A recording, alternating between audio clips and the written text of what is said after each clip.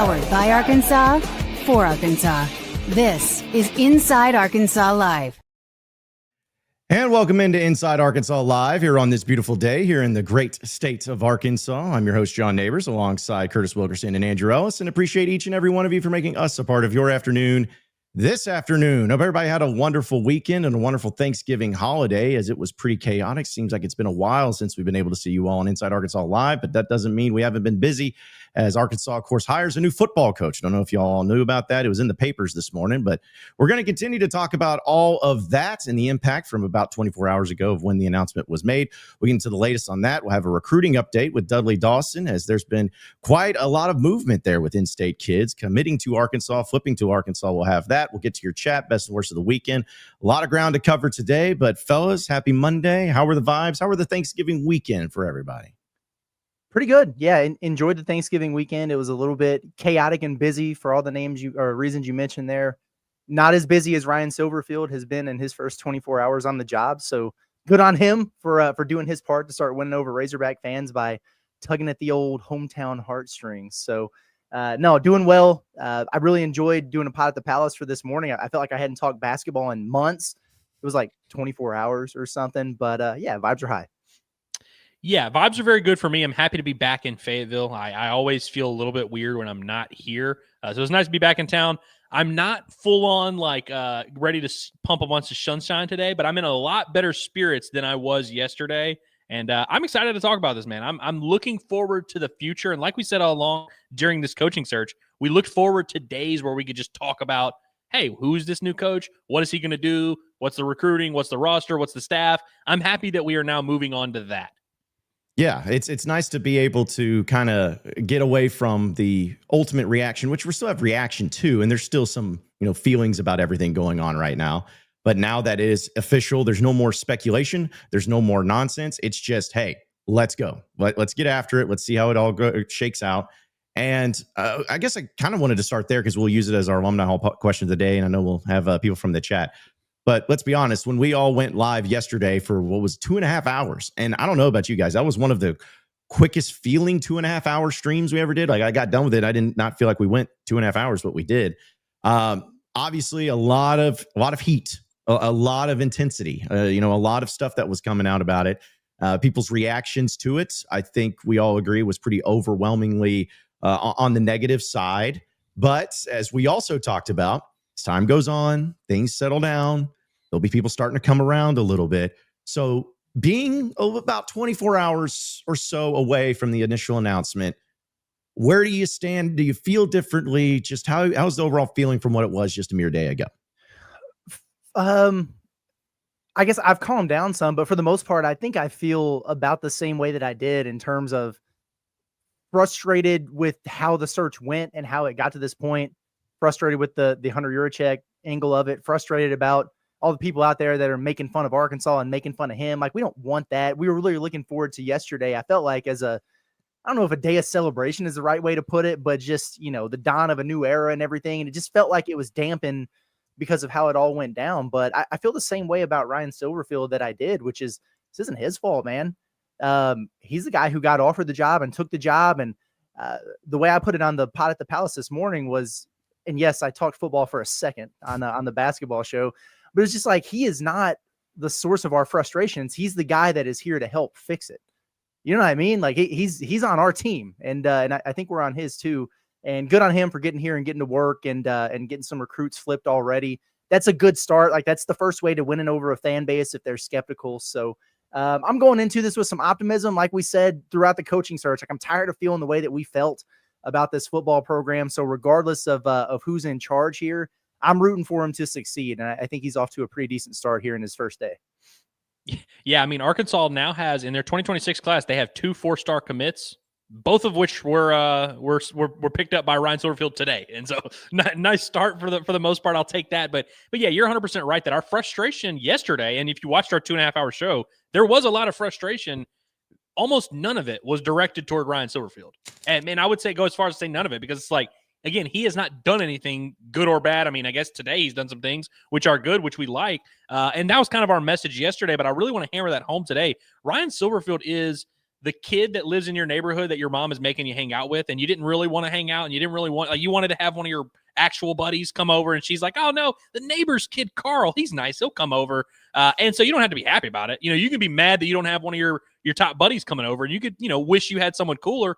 But Carl's here and he wants to hang out, and y'all want to get into some fun or not? Are we going to sit around moping, or are we going to have some fun? We're going to go shoot some fireworks in the back. What are we going to do? And so that's kind of the mindset I have of like, listen, Ryan Silverfield was not the guy that I wanted. When we started this whole shebang, I was not like, hey, he's number one on my list. Even the day he was hired, I couldn't lie to you and say I was excited about him being hired. But it's the situation we find ourselves in. And as a lover of the pig, I'm inclined to move forward and see what we can do here. And I definitely don't doubt anyone in the fan base who's like, man, I'm just so over it. And I feel like this is just a sign of bad things to come. And I just can't do this anymore. So like, I'm pulling my support. I'm out. You're well within your rights to feel that way. And I actually don't think it's crazy at all. Like, I think there's a lot of fans who are trying to make their voice heard. And I respect that in an essence. But at the same time, it's like you said, like it's Ryan Silverfield. That's our guy. Let's see what he can do. Even if you don't have high expectations, which I would say I don't necessarily have those yet, I'm still excited about a new era and excited to see what can happen. And I think we all kind of agree that, most people don't think Ryan Silverfield's going to do a great job.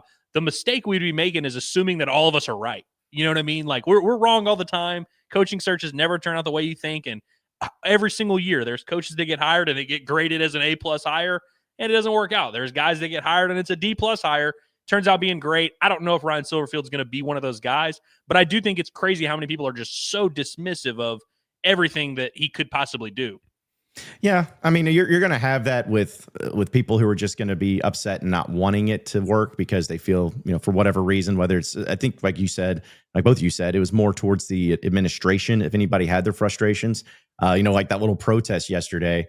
I saw somebody tweet out, it's like, here's a protest protesting Ryan Silverfield. I was like, I think all the signs say Yurichek. Like all the signs are saying stuff about Yurichek. So I think a lot of people's frustrations may be directed towards that. But that's the deal, is like, there's nothing you can do about it now. There's no more of like, oh, this idea of we'll just give it the old Greg Schiano thing from Tennessee. And it's like, nope, that's not going to happen here. He's your coach and you got to move forward with it. And so I think that most Razorback fans should maybe take the approach, at least the one that I'm taking, is I'm with you. It wasn't my first choice. Obviously, it was a kind of a bummer considering where things were.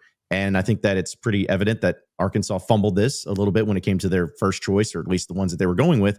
However, since you got this going on, you got to be in wait and see mode. It's like, with the in-state recruiting stuff that's going on today, again, we'll talk with Dudley about that. That's a good start. But it's like, you got to show us something. You got to show the fans something. You can't just have this blind excitement and hope and faith in it. You got to start showing some things. And luckily, with the high school side of things, with recruiting, with the transfer portal, that'll be here before we know it. With all these deals, you have your opportunities. And, I can understand Razorback fans who are excited. That's great. I can understand Razorbacks that are not excited. That's fine too. But maybe just approach it in the show you something before you just blindly go all in on Ryan Silverfield. I think that's a good approach to have. Yeah, for sure. And, I laugh a little bit because I've seen a lot of people doing I see the propaganda machines in full force today. And it's like, okay, you hired a football coach. Of course, they're going to promote him and talk him up. Like, it's just kind of part of how it is. And anybody can choose to believe what they want to from it. But yeah, like where can you start? Where can you make the first impression, especially when his press conference isn't until late in the week because of whatever factors that are going on there, your checks, CFP travel, whatever. It is recruiting. Like, like the signing day is Wednesday. That early signing period starts, and his ability to come in and flip some in-state guys and turn a situation that was pretty bleak anyway. And then they had all those dudes decommit, which is what happens when you have coaching turnover in the middle of the season. If he winds up turning that into something pretty good, that is a strong first impression. And it's also relationships that can be lasting moving forward within the walls of the state. And that stuff is really important. So that's what he's focused on now. He's doing a good job with it. I'm anxious to hear him speak, not in front of a Hogs Plus microphone or, whatever, like get in front of that podium and let us know about the vision, my man. And but they're just making all the rounds. It's what they're going to do. Get him out there and let him be starstruck a little bit by John Calipari. They've got the Memphis connection.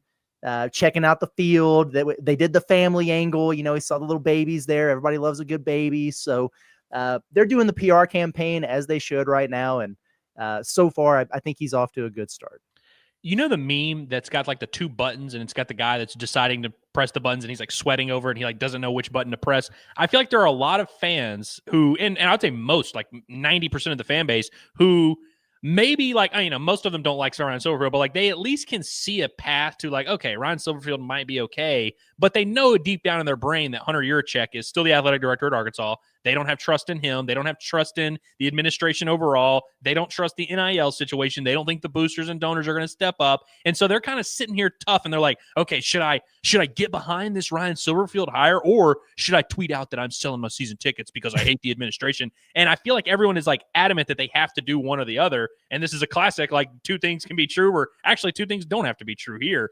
It is okay to like have that context and to be excited for Ryan Silverfield and be excited to see what he can do. And honestly, be grateful that he picked you. I think that's the most important thing for me is like, we complain all the time about all these people that talk down on Arkansas and people that overlook Arkansas.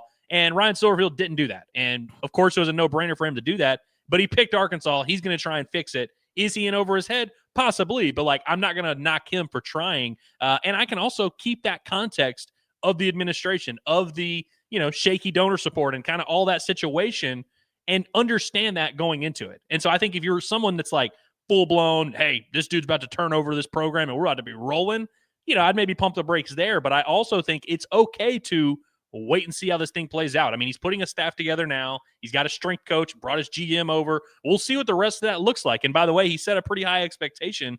It is okay to see how this thing plays out and adjust your expectations and your mindset based on what we see play out.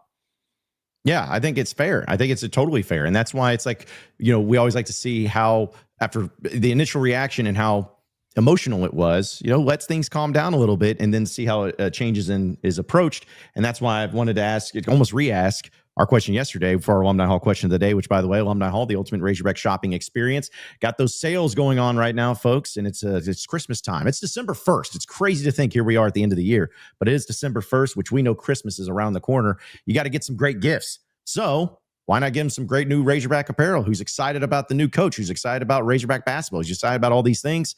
Do it with Alumni Hall. They have everything you could possibly want, especially for the wintertime. It's gift cards that they also have available too. And you can shop them online at insidearkansas.com/alumni hall. You go to that website or scan the QR code on your screen. You can have it shipped directly to your door. And it is awesome. Anytime that you can go into the store at 3417 North College Avenue, you're going to see exactly what we're all talking about. But it's Alumni Hall, the ultimate Razorback shopping experience.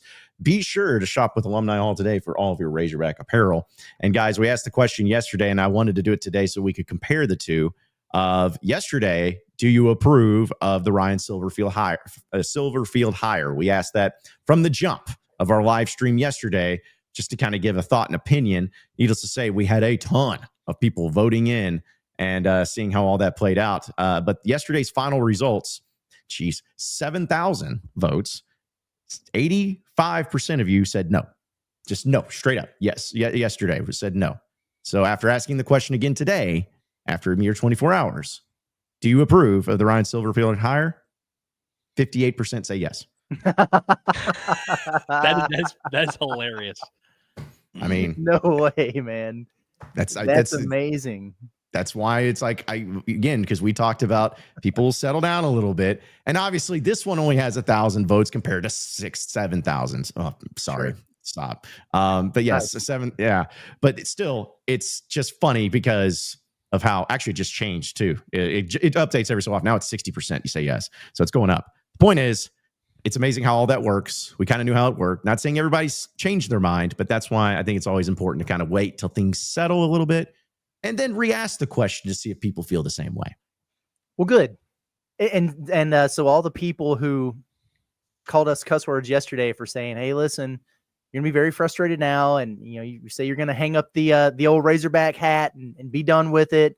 You'll come back around, whether it's, once they start getting guys out of the portal or we start hearing some stuff from spring ball or the season gets closer and closer. Most everyone is eventually going to come around to it and get excited about their Razorbacks. You're married to this. There is no Hickey and Hull to get divorced from the Razorbacks. So I see a lot of people are doing that right away. And honestly, some of it might just be, there's a lot of, disdain and anger towards, Hunter Yurachek and the whole process and everything. But for the majority of folks out there, I think they're just tired of sucking at football. They're tired of feeling this way. They don't want to anymore. and at least you have a fresh start now, and something else to believe in, or to consider believing in. And I think there's just something about a clean slate that can renew optimism, even if it, didn't ultimately land you the coach that you wanted, or you didn't like the process or whatever. So kudos to you, Razorback fans, for sleeping on it and feeling a little bit better.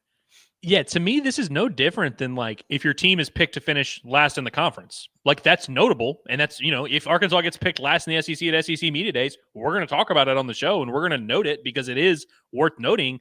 But once you start playing the games, once you start actually having the season play out, it loses its meaning. It's not something where it's like if Arkansas is 5-0 in October, we're going to be like, yeah, but preseason, the media was low on this team, so I don't know if I can get behind them. That's not how it's going to be. And I think it's no different here. Like, obviously nothing really happened between now and yesterday. But yeah, I think if you did this poll in 2 weeks, he would yield completely different results, and that's okay. I do want people to understand, like, it is perfectly fine to just feel differently about a situation based on the circumstances. And, is it a little bit of just blind faith, blind hope? Maybe, but I do think it's interesting. And I think for Hog fans, a lot of them probably feel, again, you felt that anger and disappointment right away, which all three of us felt. Like, we're not going to hide from that. We all three were disappointed, and we're surprised, and we're like, dang, this kind of sucks. But yeah, you just move forward. And I think Hog fans are now starting to realize, one, that Ryan Silverfield did nothing wrong here, and so that helps a little bit. But two, it's like, we're Razorbacks, man. Like, we've always been counted out. We've always been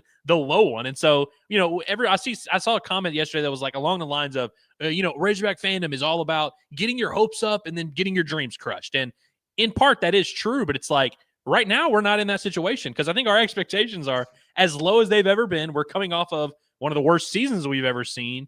So frankly, I think we're now in a situation where it's like, we're playing with house money a little bit, where it's like, we didn't really want this coach. We don't like our athletic director. We don't know if there's any expectations whatsoever. We don't know what the roster is going to look like. So if they end up if Arkansas went 6-6 in 2026, I mean, like, we would be like, oh, that's awesome. That'd be like the most riveting Liberty Bowl season of all time. And I think Hog fans are starting to realize that, of like, all right, listen, we're counted out. Everyone's making fun of us. Everyone's doubting us. And they're right too. But it's like, hey, this is right where we belong as Hog fans, getting to be that lovable underdog again. Well, two things, because I know we'll get into some other stuff and play some of these clips and look at some of the things of the early access that we have to Silverfield. But one, you gave me an idea, Andrew. It's going to be my experiment now. Every Monday, the rest of the month of December, we're going to use the same poll question of, do you approve of the hire? Just to see how, if it moves as things go on and things come out, and see and kind of go back and look at the process of where it all went out. So we'll have to do that. And also to the other points that are going on with how, like, Razorback fans are feeling right now, and trying to navigate through this whole thing with other SEC schools hiring coaches. It's like, you got your guy and you're going to move forward. And I think it's going to be very early of when we decide and when we see exactly the direction of what he's trying to do. I do think, and I know we'll talk about this, but I do think I'm like seeing Alex Golish, who was the coach I think a lot of people had. He's already doing his press conference right now. And it's like, guys, we have to wait another 3 days before we hear from Ryan Silverfield. So a little bit interesting there. But thankfully they put him on all the radio programming and the Razorback Daily and all that stuff. So every question that could possibly be asked will have been asked before he actually has that press conference. Do you think we're going to get added to that press tour? Like, they always have the stops on the press tour. Are we one of the stops? You think they're going to give us a call soon? I'm going to say probably not. It'd be cool if they did. We would welcome that opportunity. Yeah. And so, and signing day is, am I crazy about this? Wednesday? Dudley will know. Yeah. I know he's going to join us in a little while. I can't remember the last time there was a signing day where Arkansas didn't have a press conference on that day. You know what I mean? Right. Yeah. Like, so it's going to be kind of interesting. We'll have to wait until the next day to talk to him about it. Whatever. It's just, we are going to see Ryan Silverfield on signing day, though, because he'll be at the Louisville game. Yeah. He will. Yeah. Which, okay, let me bring this up real quick. I led the pod with it this morning because I want to know what you guys think. Bring the coach out, right? Like that's of course. Why wouldn't you do that? And people are starting to come around to it. That's great. Call the Hogs with your new head coach, right? Like that's awesome. Be smart about when you do it. Like do it before the game or at halftime, or be strategic about the moment. I know they just have a lack of awareness over there. I don't want Hunter Yurchek anywhere near that. Don't bring him out on the floor with Silverfield, man. It's going to kill the vibes. We're going to get the Fire Hunter stuff, and It's going to mix the reaction for your new head coach. It's going to mess up the vibes in Bud Walton. We don't need that stench on this game. It's too important for Arkansas. I'm very, very adamant that they don't do this. And I know he can do whatever he wants because it's his athletic department. Sit on Gucci row and watch, man. I don't want that energy in Bud for this game. It's too damn important. I'm with you. And like, that's been the big theme this whole time is like people are mad at Hunter Yurachek and not mad at Ryan Silverfield. So you don't want to skew that and like, blur those lines by having them both out there. Cause that's a good way for, and I mean, honestly, at the U of A, just do simple math. If you have Silverfield out there, he's not going to get this thunderous, like standing ovation probably, but he'll get him light applause. With Yurachek, it would be complete, utter unanimous booing. If it's both of them, it'll probably be a little bit of a mix of both. Just take the negative out of the equation. Just let there be a lighthearted golf clap for him. That'll be fun. Are you guys implying that there should be some self-awareness of the situation and maybe not do the thing that nobody says you should do and just because you want to do it? Because I agree. In fact, I don't, again, as you said, it's Yurachek's athletic department. You do whatever you want.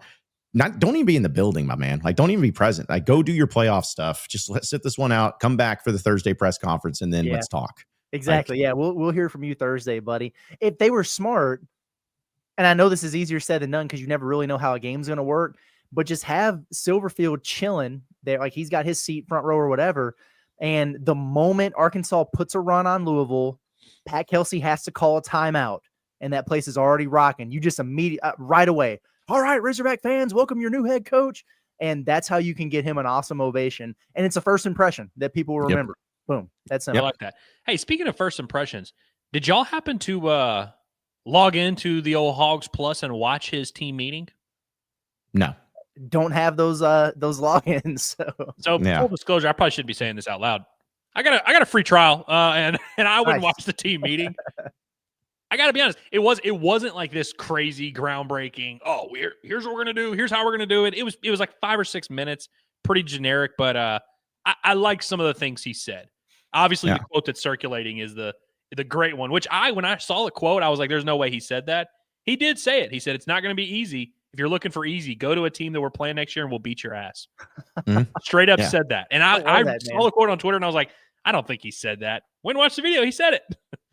Well, I tell you what, that's a perfect segue because we are going to bring up some of that stuff that happened from yesterday too. But want to remind everybody that Blue Ember Smokehouse is one of our great sponsors here at Inside Arkansas. And guess what, folks? We're going to be live from Blue Ember on Wednesday from 12 to 2 at the Rogers location. We love going out there. It's so much fun to be able to hang out there and to just have a great meal and to talk about the Hogs and get you ready for not only all the craziness that's going on with Razorback football, but also get you ready for the Arkansas-Louisville game. That's Wednesday night, but we're going to be there 12 to 2. So come hang out with us. And the best thing about it, folks, is that if you do, you're going to be having a chance to win a $100 gift card from Blue Ember. We're going to give it to 2 lucky winners, but you have to be there in person there on Wednesday. We'll have those gift card giveaways, and we're going to be doing that each and every week. We're going to be giving them away, but definitely going to be doing it when we're there at their location there at 1723 Pleasant Grove Avenue. So really looking forward to it. Remember, they got catering still going on. They have Christmas meal orders that will run through the 19th of December. So if had that Thanksgiving meal that was phenomenal from Blue Ember and you want to do it for Christmas, well, just give them a call at one of their locations listed right there on your screen. Again, they'll be doing orders through the 19th. Pickup will be the 23rd, and it is a great and perfect time to get it going with Blue Ember Smokehouse. And we look forward to being there again this Wednesday from 12 to 2 with Blue Ember.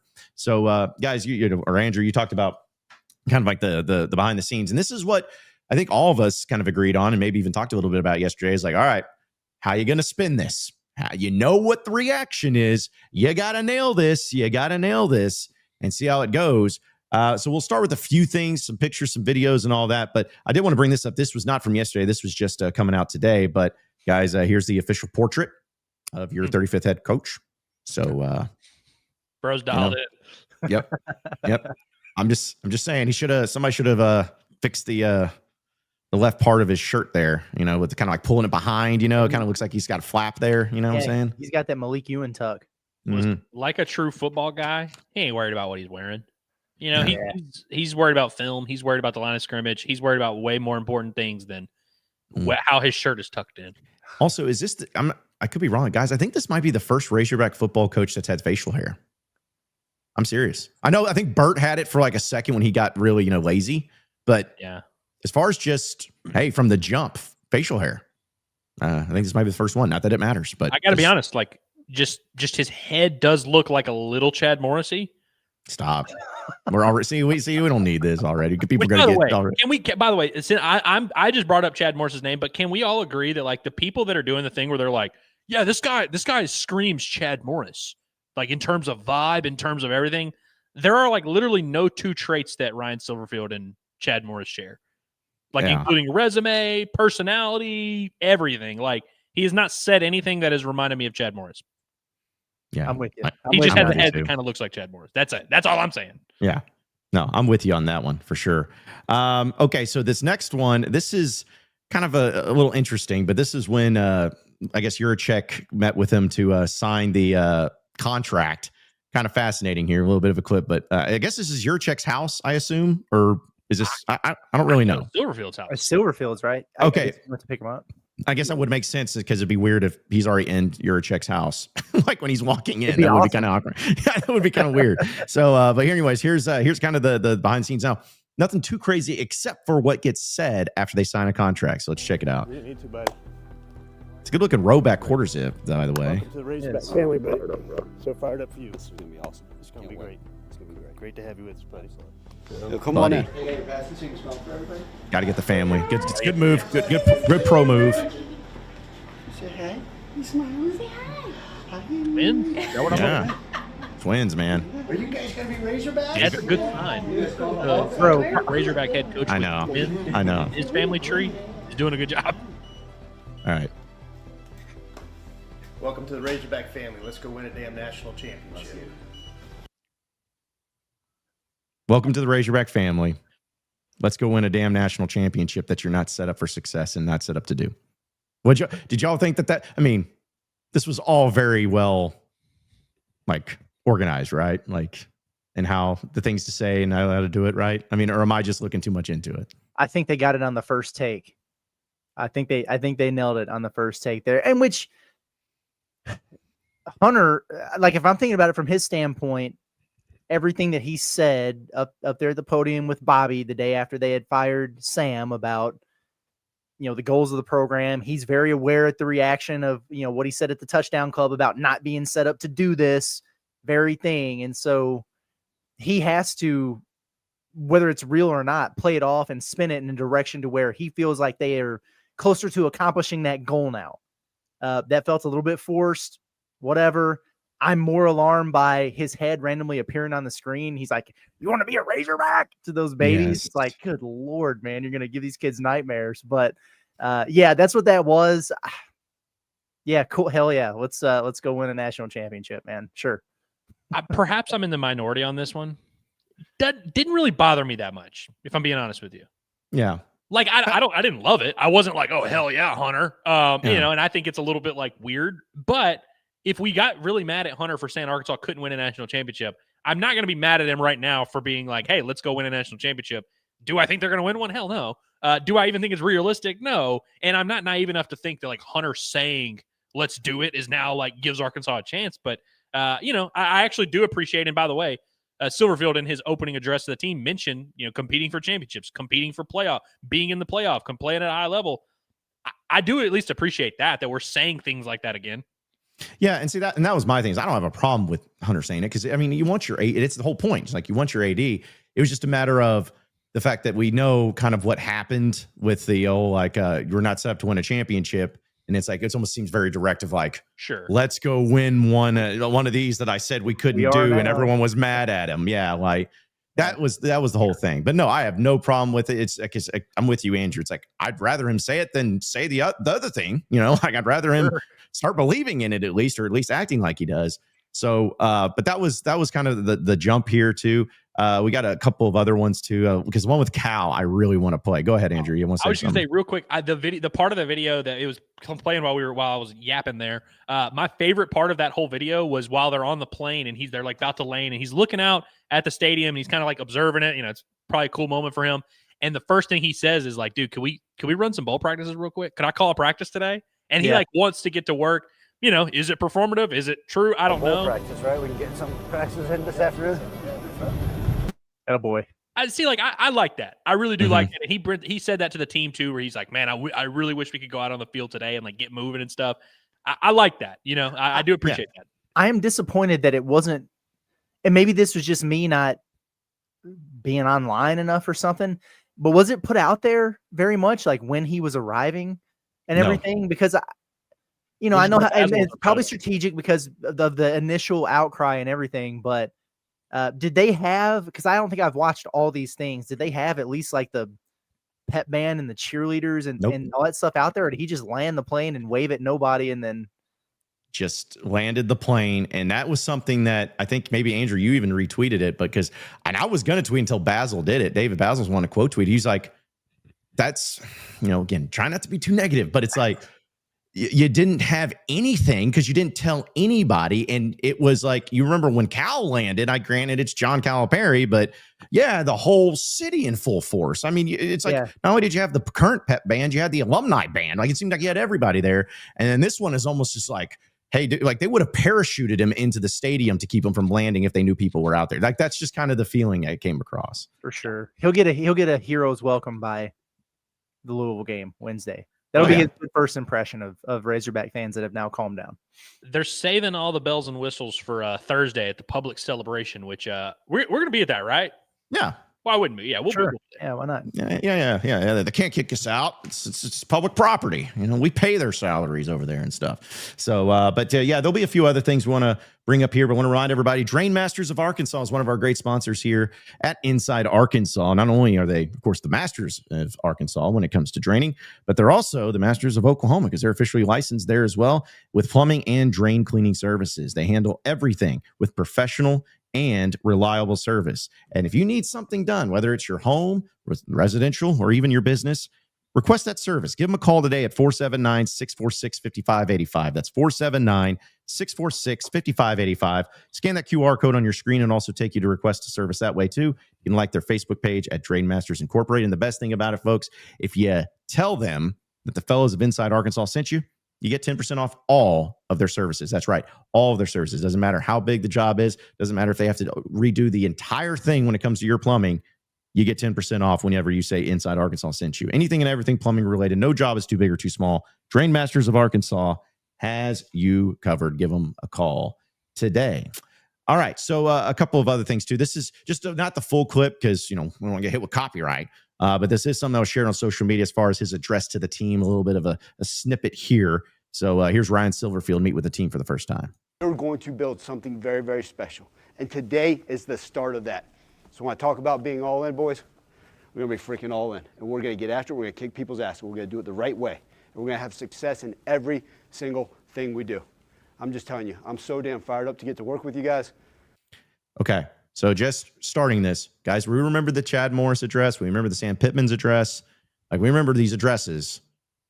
Where's this one? How you feel about it? Where's it rank? Like, I know it's just a little piece, but how do you feel about it? Sit up in your seats, put your drinks down. Gosh, it's better than that. Yeah. It's better than that. It's definitely better than the Chad Morris one. I don't know. I mean, like I'm certainly like, I hope people don't think that we're like watching these and we're like, oh wow, yeah, that proves it. He's going to be a great coach. There's nothing like groundbreaking that came out of this, or definitely not this clip. But I'm cool with it. I'm cool with it. Let's say that. Yeah. My thing is always, I read way too much into like behavior and about energy and tone and all of that. I like the energy for what it's worth. Like it doesn't seem like, at least in this clip, that he comes across as timid or scared or like nervous, because that's the last thing you want to do. And I know that you're probably, even if you were a very nervous person, you hype yourself up to where you're like, because this is big, I got to make a first impression. That's the biggest deal. But I'm with you. It's like, it's fine. It's just always one of those things, kind of like with Chad Morris, like when you brought it up, Curtis. Like Chad Morris ended up being a great, phenomenal coach. You look back on that and you're like, hey, it all started here because he set the standard.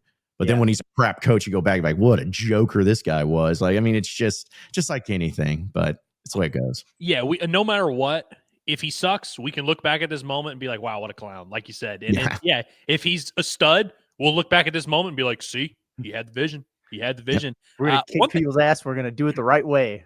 I don't know Yeah. if this is like a thing that everybody knows, but you know what he said in this address? He said, this ain't about going to bowl games. He said, bowl game is the minimum expectation for what we're about to do around here. I'm glad that he specified, put it that way. Yep. Because Sam took so much flack about that, like with the Larry the bowling ball and everything. And it was the same thing. It's that way everywhere. Like that's not your end game, but it's one of the goals. It's one of the dominoes you want to knock down on the way to something greater. I saw that, and I'm very glad that he put it that way. It's true. Yeah. Because it's like, and again, it's like you're coming off of a 2-10 season. You've had over the past decade, guys, you've had 5 seasons where it's ended with 1 or less SEC wins. That's half of the seasons you've had 1 or less wins. So yeah, excuse him if maybe saying the 6-6 is the floor here, because that's kind of a good thing and a good way to start. Just I hope so. Well, I remember Pittman, the way he would always word it is he would be like, it wasn't our only goal, but like this was a goal for us to make a bowl game. Like this was. And so anytime Arkansas would win the 6th game, that's why they'd do the Larry. That's why he would talk about it. Hey, we accomplished one of our goals. And I think there's a lot of teams that have 20 goals, and that may be one of them or whatever. I don't think that I don't know if that's necessarily like, I don't think we're going to be doing celebrations for bowls. Frankly, for a year like next year, maybe we should. But I did appreciate him saying that. Another good quote that he had there, I want to get you guys' thought on this. He said this place is going to be very, very special. This time next year, they're going to be talking about, man, they got that thing turned around quick. I mean, that's the way it should be.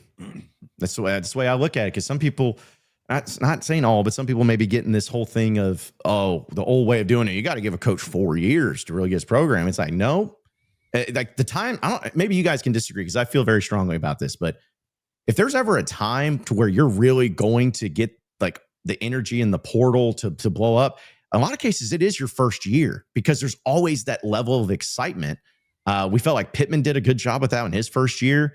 And not just because I know portal hasn't always been around, but that you think about when even Chad Morris got here, there was a lot of really good things in recruiting. Brett Bielema had a great first recruiting class. It feels like, you strike while the iron's hot. And that's why, we'll see what the roster looks like when it's all said and done. But as far as you getting into the portal and getting all these things, and looks like at least on the recruiting sides, it started pretty well today. The first year, the first time, the first impression is usually the highest or one of the best ones to start off with. Mm-hmm.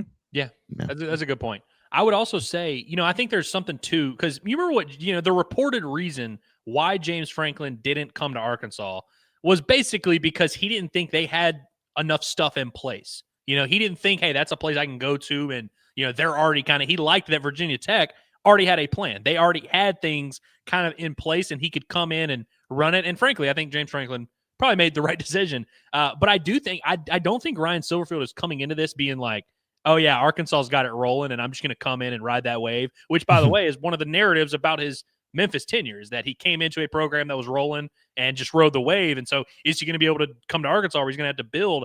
I like that he doesn't he even tells the team it's not going to be easy. Like what we're about to do here is going to be very hard. But he's like, listen, this is the expectation. This is what we're doing. And I also think again, you got to understand how hard it is and also understand what you're walking into. And he was very clear about that of like, hey, we're going to turn this around. We are going to change this place. This place is not special right now. We're going to make it special. And will he be a good coach? Will he accomplish any of these things? Who knows? But I do think that's the right mindset of like, he didn't pick Arkansas because he didn't have a ton of options, but it's not like he took the Arkansas job thinking, oh man, I'm going to this big school with big resources and it's about to be I'll just be wheeling and dealing. It'll be awesome. Yeah. No, I'm kind of the same way.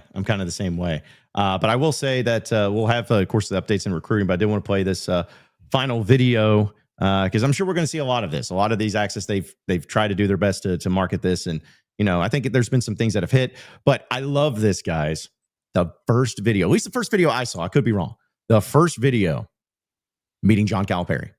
Got to get that out of the way. That's always going to get people excited. That's always going to get people on board. And here was that interaction where Ryan Silverfield walks into the basketball practice facility and meets the man himself, John Calipari.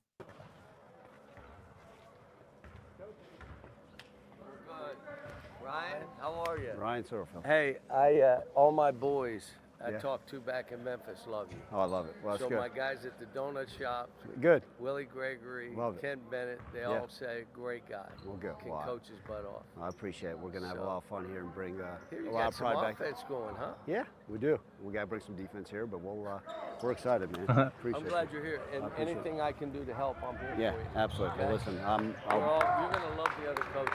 good. Whether it's baseball, softball, all the coaches, the golf coaches, I love it. everybody's like, we're in this together. I love it. I appreciate it. Well, everybody speaks the world of you, and I'm a big fan of yours. I can't wait to get to work. Yeah. Okay, dude. Like, first off, we all love John Calipari, man. He's the greatest. But what'd you make of this interaction? I think I shared my thoughts with you on the text. I want y'all's reaction to this interaction. Well, first of all, I love that the team is in the background, just dead, running sprints back there. It's hilarious. Good on Cal for getting the boys after it. Post Thanksgiving, let's sweat that turkey off. Rule number 1 about a conversation with John Calipari: he carries it. Yep. Okay, he will let you speak when he's ready for you to speak, man. But that was pretty good. I like that he made the Memphis connection there. Obviously, that's something that they could talk a lot about. I wonder what else he'd tell him. You know what I mean? If I'm Cal, I'm like, hey, let me give you a little bit of advice. You know, I used to play Arkansas. Anytime they put a microphone in front of my face here, I talk about, you know, I pump up the crowd a little bit. It was so loud, I get kicked out, but we won the game. You could do that same thing. You know, a bunch of Razorback fans in the Liberty Bowl earlier in the year, but we won the game. So, you know, they got some stuff in common there. He could share the stories, give them advice. John Calipari is a wealth of wisdom for young Silverfield. Yeah, John almost should have told him off the bat, "Hey, you're not talking." All right, Come I'm on, bro. Hey, shut up. Let me do the talking here. All right. Yeah. Just I also love that Cal was like, did some digging, made some calls, and was like, "Hey, what's the deal on this Ryan Silverfield guy?" I had to hit up the donut shop. So I love that he was like, "Yeah, everyone says you're a great guy," and then he leads with, "My guy at the donut shop was like raved about you." I'm like, what am I supposed to Love do with it. that? But no, I do Yeah. love that. And obviously, by the way, there's a camera in their face. Their athletic director's right there. You're not going to get the most candid conversation of all time.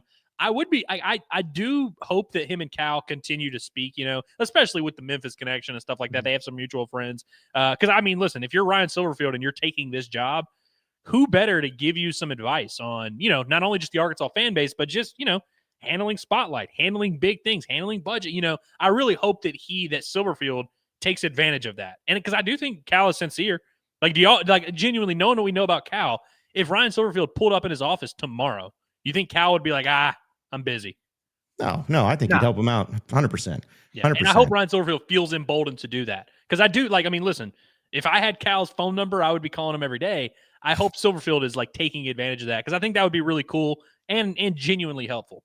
Yeah. Now, and again, this is not a negative at all, so people don't take it. I just think my first impression was it, because I texted you guys. I'm like, it looked like Ryan Silverfield could have been looking like me meeting John Calipari for the first time. A little starstruck, a little nervous, a little like, holy crap, that's John Calipari, which is fair. I mean, because I've always said, John Calipari is not just a basketball coach. He's a celebrity that happens to be a basketball coach. He's a guy who's been around a long time. And I'm sure Silverfield being in Memphis for, 7 years, roughly 8 years, more than that. I'm sure that he's heard about John Calipari. I'm sure that he's seen Cal's picture around there on campus. So again, it wasn't like he went in there and just like folded like a cheap suit, but you could tell I was feeling a little bit. I'm a big fan of I've always loved your things, that your stuff thing. Like, yeah, you know, just like, it's like I would have been the same way. But that was just my little impression from that too. I love how he snapped out of it though when the conversation was football related. You know, like Yep. Cal's like, "Oh, bringing some offense with you, huh?" And he's like, "Oh, we got to bring some defense." Like, yeah, I like that a lot. Yeah, he definitely was nervous. There's Yes. no doubt about it. And we see, I mean, listen, I was Mark nervous. Pope was for him. nervous talking to Cal out on midcourt. Like, it happens. You know, Cal's a very big personality. Like, it's easy to get sucked up in that. You know, Excuse me, Jeff. Go, but I got to get the cow. Got to get the cow. Yeah, Mark Pope was shook, man. I'll never forget that day. Man, those are good times. Let's relive that again. Let's just go back in time and relive that moment. But yeah, it's crazy, man. But it's cool. Like I said, we love it for Cal, love it for the team, love it for because that's I think going back to the whole point of all of this, we know that they're going to market this as best as they can. We all know that. There's no shame in that. There's nothing wrong with that. Great move by just saying, let's get Cal on video, because we know that's immediately going to get nothing against any other coach. But if you went to Courtney Deifel, yeah, that's cool. But it's like when it's John Calipari first, it's almost like a shaking of hand of like, I approve of this. And everyone's like, well, if Cal approves of it, I'm on board. That's the feeling that it gives. It's just a nice little confirmation. If it was a little bit warmer out, him and Dave could be having a catch, and that would tug at the heartstrings of folks too. Maybe he'll throw the first pitch opening day. Yeah, listen, I hope they bring him to Arlington. He throws out the first pitch in the Ranger Stadium to start the year. I don't think Yurachek will be bringing Silverfield to DVH's door. Probably not. Probably not. Might have to just make that trek himself. Yeah. I'll drop you off. I'll call you an Uber, but I'm not going over there. Yeah, I'll write down his office number. Here it is. Just walk in. They'll know who you are. I sent you. Yeah. Yeah. Exactly right. So, but we got a lot of things to talk about. No, appreciate everybody tuning in. But one of the big things is so far for Ryan Silverfield, it's been a big day on the recruiting side of things. With that being said, let's talk a little recruiting, as we are going to do so with our Inside Arkansas recruiting expert, Dudley Dawson. It's presented by our friends over at Goat Lab Red, as well as Goat Lab Brewery. We know that Razorback basketball is in full swing. And on Wednesday, it's going to be a great time to pregame for that Arkansas-Louisville basketball game happening Wednesday night beforehand. You need a great spot close to campus, close to Bud Walton Arena. No better place than Goat Lab Red. You can find it at 1214 North Garland Avenue. Get some of the best brews and burgers around. You can sip on their signature Goat Lab brews like Razorback, Tusk Light. They got big TVs there. And even at lunchtime, for some reason, I've been telling our guy, Bill, it's like, I don't know why you keep doing this, but we appreciate it. You put our faces up there where you can watch Inside Arkansas Live each and every day at noon right there at Goat Lab Red. So they got the signature burgers. They got the best deals, and they still do progressive wings for game days. That includes Razorback basketball. So the more the Razorbacks score, the more points they're scoring in the game, the cheaper the wings get until they're free. That's right. You can get free wings there with the more points that are scored. So be sure to check it out with your pregame, during the game, post-game. New thing when it comes to the game day tradition, it's Goat Lab Red there in Fayetteville at 1214 North Garland Avenue. And at that being said, let's go ahead and welcome in our Inside Arkansas recruiting expert, Dudley Dawson, as he joins us here on the show and to talk about the latest in the recruiting things. And Dudley, appreciate it, man. I guess he says your mic's not connected, so we may have to figure out that part of it too and get the settings worked out for you there. But we'll see if we can get that to change here soon. But either way, it's always that way. Yeah, you look great, Dudley. I'll say that. You got the Tusk Goat Lab and everything there too. So Christmas trees on point. Yeah. Well, he said we'll get to you, Dudley, as soon as we get that figured out. So just to listen, it would be that way. But either way, we could still set them up to where Arkansas has had a big recruiting day so far today as some in-state recruits, which we know in-state recruiting is very important. There's no doubt about it. But it started with the kid for the linebacker, Ja'Cory Smith, who was 6'1" and is from Bryant. He decommitted from Oklahoma back in early November. He's now coming to Arkansas, which is huge. We also have a few other ones here too. Like, for instance, the one that actually Dudley Dawson spoke with, Danny Beal. He committed to Arkansas after being decommitted, but now he's recommitted there too, who's a big-time player. And then you also got 4-star running back TJ Hodges, who was committed to Missouri and now flipped to Arkansas, also from Bryant. So far, guys, it's been quite the nice little additions for Arkansas and for Ryan Silverfield in his first day, really getting after it in the in-state recruiting process. Yeah, that's really good stuff with Danny Beal. Anytime you got a 4-star offensive lineman in the state, you want to keep him around. I think I talked about this on the show before, but cool connection there. Their offensive line coach over there at Cross County, where he plays, is Jamar Clark, who I went to high school with. He was a couple years younger than me, but wound up at Arkansas State, and then he got a cup of coffee in the league with the Eagles. And so he's over there now. That's really cool. One of my very, very best friends growing up, his son is on that offensive line with Danny Beal and everything. So he's been texting me. He's like, I think he likes Silverfield. Now, he was an Oklahoma State guy, and Eric Morris has made a good impression. For whatever reason, he loves him some Drinkwitz, but I don't know, man. I feel like the Hogs would get him. I'm like, all right, well, you're my insider here, so keep me posted, buddy. But that's good stuff, man. I like that. Some people look at that and be like, oh, well, it's 2A football. You know what I mean? And like Hodges, and I know he had moved on. He was at Bryan or whatever, but he was at Mark Tree before, and that's 2A football in Arkansas. I'm like, damn, I played 2A football in Arkansas. You know who else did? Quincy McAdoo. You know who else did? Marcus Monk. Like, there are plenty of examples of those small school guys. Maybe it takes them a little while to develop and everything, but that's cool. That's good stuff. It's also East Arkansas connection over there. You think about where Silverfield is located, so it would make sense that he's got some standing relationships with guys like that. So yeah, good stuff, man. It's a good start. You love to see it. Sam Pittman notoriously didn't care as much about keeping guys at home, and Silverfield's making it a priority. I know Razorback fans appreciate that. Did Eric Morris choose Oklahoma State over Arkansas? Who's to say? But I do know that Mr. Beal chose Ryan Silverfield over Eric Morris. But in all seriousness, I love this. And so, okay, you get 3 in-state commits in one day, which is, in a nutshell, that sentence alone, a lot of people will be very excited because everyone is of the belief that if you got to win at Arkansas, you got to do it with in-state talent and yada, yada, yada. I remember our guy Otis Kirk was talking last week, and he's like, if I'm the new coach at Arkansas, first thing I do is offer this guy from the state of Arkansas. And, seems like Ryan Silverfield took his advice. And, maybe this was in the works for a while now, but I love that. And I think there's a lot of people also who are of the belief of, man, I don't care about in-state recruiting. Go get the best players. Go get the best dudes. I don't care where they're from. What are they? How good are they? Can they play football? Well, I have good news for you.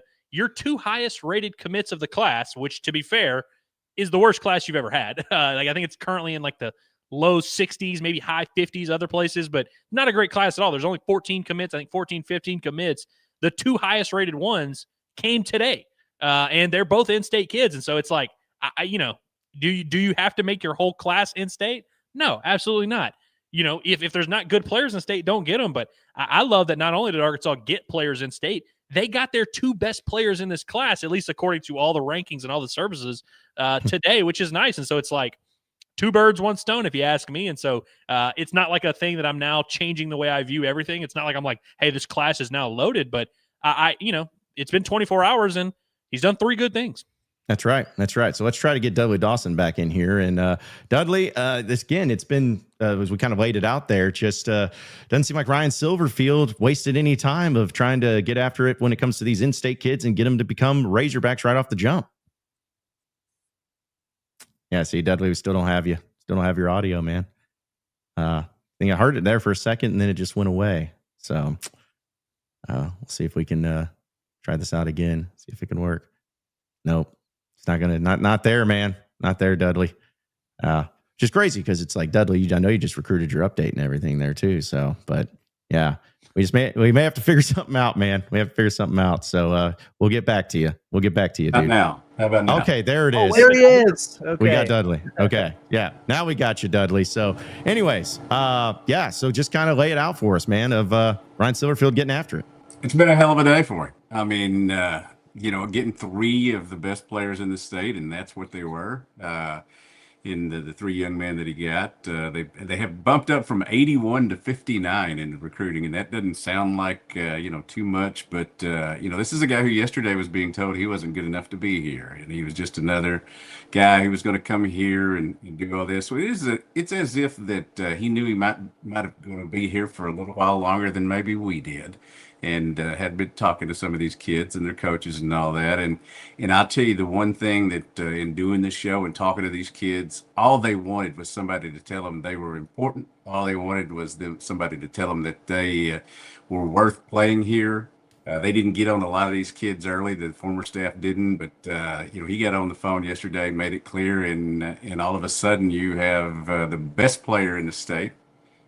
Flipping right away, and then adding 2 from down at Bryant, and Bryant is such a great program. I don't care if their best player is the 500th in the nation. You got to go down there and get the best player from Bryant each year. Yeah, it certainly seems that way, and I think that when is it just simply? Like you talk about the relationships and everything. Was it simply that? Was there simply like, hey, the setup with NIL? Was there any sort of conversations had? It's just, when it happens this quickly, I guess it's just a little surprising to some Razorback fans of wondering like, man, what was the pitch that just made it be like, I'm sold, I'm there? Well, it's a mixture of all those things, but number one was the fact that these kids, these three kids, had been in a situation where they had been committed to different places for a while, but they all three wanted to stay home, and that all they needed was a reason. The old staff, who should be commended for their effort during a season that didn't go very well, but they stayed after recruiting, stayed in touch with the guys, but they didn't do a real good job early, and that's why these kids got away. A lot of them during the summer, and then some of them this fall.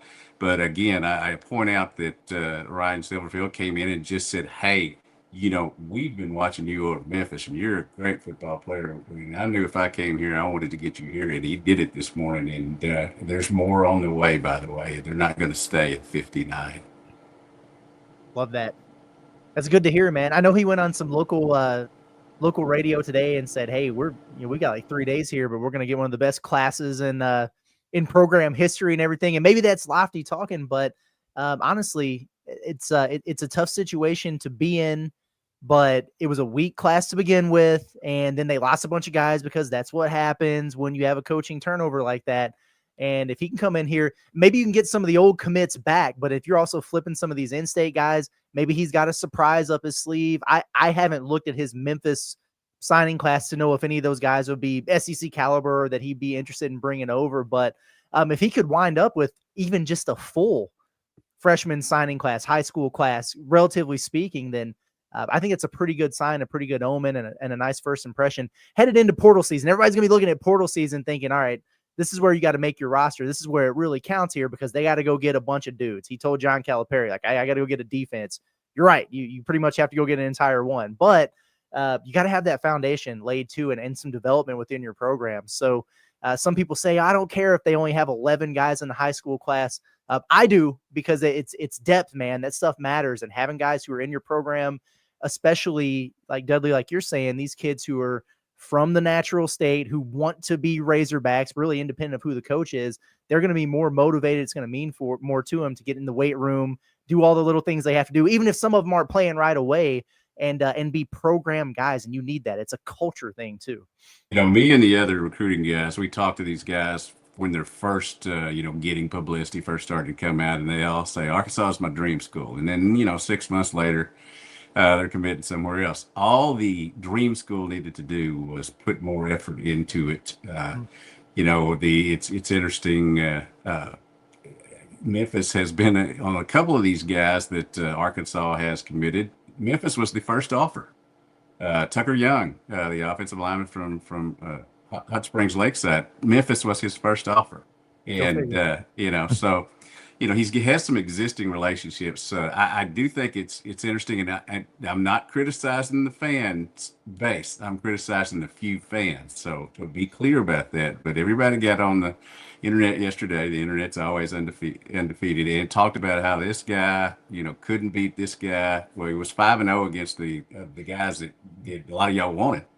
And he's going out this first day and said, "How you like me now?" And he may go out and lose 12 games next year. If he does, then that's a different thing. But that's after being told you're not very good on day one, it's a hell of a day two. Dudley, I'm going to put you on the spot here and ask you a tough question. So everyone, this is going to be one that I don't know if anybody has the real answer to, but I think that one thing that's interesting to me is how quickly this all happened. I'm wondering if in your conversations with the recruits, how long have these conversations been going on with Silverfield? I know it's a tough spot because you don't know if you're going to get the job. You don't know what it's going to look like. Was it truly like as soon as he got the job, he called him and that was like the first conversation they had? Do you think any of these recruits maybe had some type of insight into how this might play out? Like, had they already been having some of these conversations with some of these potential Razorback coaches? I'll tell you that college coaches talk to high school coaches a lot. They know what's going on. It's not necessarily tampering or whatever, but you keep up with people and you do a really good job recruiting. And I do think that, in going over his recruiting and the way they go about it over there, or had been going about it over there with FedEx and all those things, he knows what he's doing in terms of putting together a roster, putting together a salary cap per se.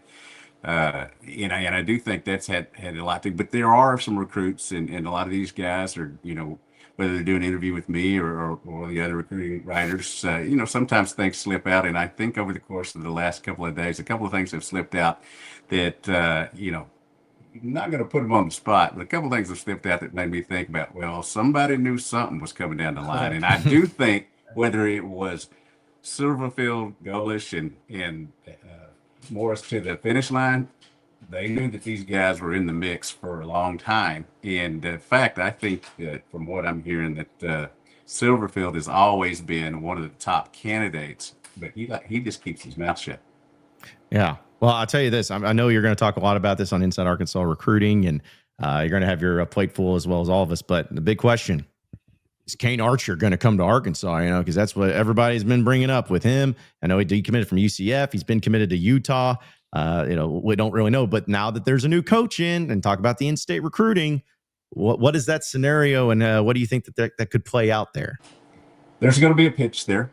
And the pitch, you know, we'll see if it lands. I think that Kane has been pretty clear, and he was on the show talking about, you know, he grew up with watching Arkansas. That was his team and all that.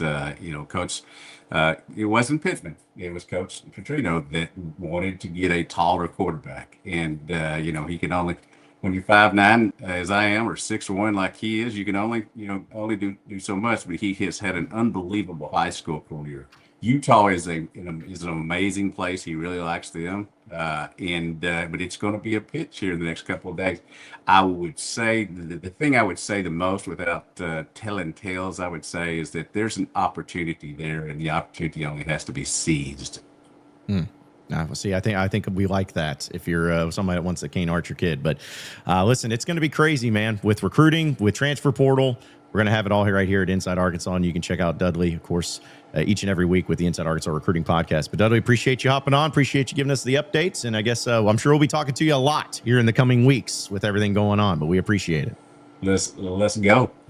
Yeah, there you have it. Yeah, appreciate it. Again, that was Dudley Dawson, our Inside Arkansas recruiting expert. You can check out his podcast of Inside Arkansas Recruiting. So there you have it. We know what's the plan's going to be, and getting after the in-state recruits is always a good start for Arkansas. So we'll wait and see.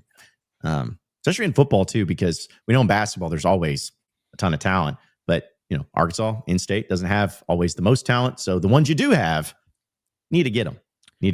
Which, go ahead. I was just saying, Curtis, you talked about how Arkansas kind of has to fill out this class because it was just such a little number. I mean, you literally had 11 commits 2 days ago. Like that is a real issue that can plague your program for a while. And listen, we always do the debate about high school versus transfer of like, do you bring 23 high school kids? Do you bring 18? Do you bring 29? Like, how does it do? How much room do you leave for the portal? And so I saw one comment and that was like, hey, you know, are we worried that he's about to just load up on this high school class? Well, one, I mean, that would be hard to do because there's 2 days. And so it's like, I don't think he's going to bring in 10 more commits, which even if he did, would still not be like an overwhelmingly large high school class. That would be like 23 kids. And also, I would remind people that I believe Memphis had more transfer portal additions than any team in the country in the FBS this year.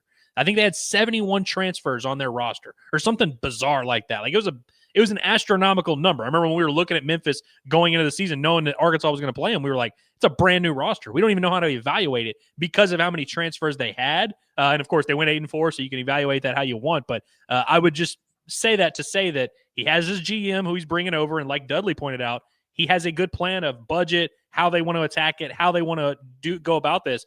I can assure you with very much certainty, Ryan Silverfield is not just going to abandon the transfer portal. I don't think he's going to just like not play that game. In fact, if you look at his history, they're going to play it very aggressively.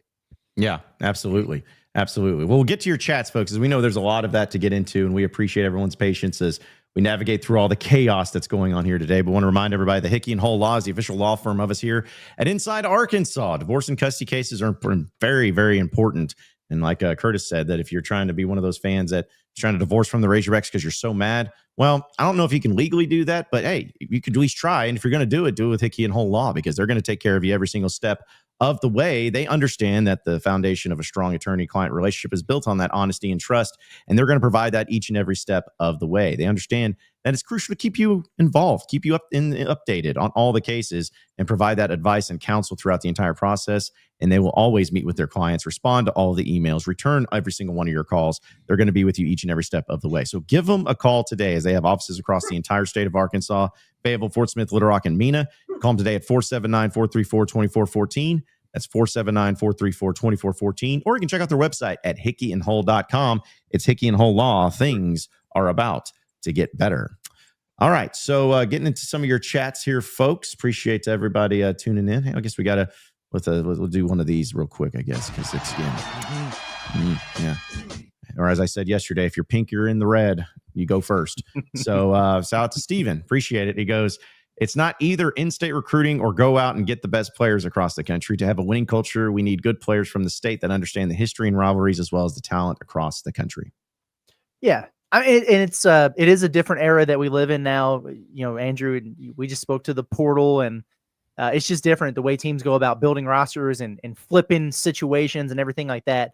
But I do think that stuff is still important, and having that foundation, it is a culture thing. And a part of that is having the guys where it means a little bit more to them in there in that building, and they feel that connection, and it can help, you know, the other guys who might be 1 year mercenaries or whatever also feel that connection. So I'm with you. I think there's value to it. I don't think it's the end all be all. I don't think you could fill your football roster with 75% people from the state and be overly successful in the SEC. But having that baseline of guys year in and year out, I do think that there's a ton of value in that for sure.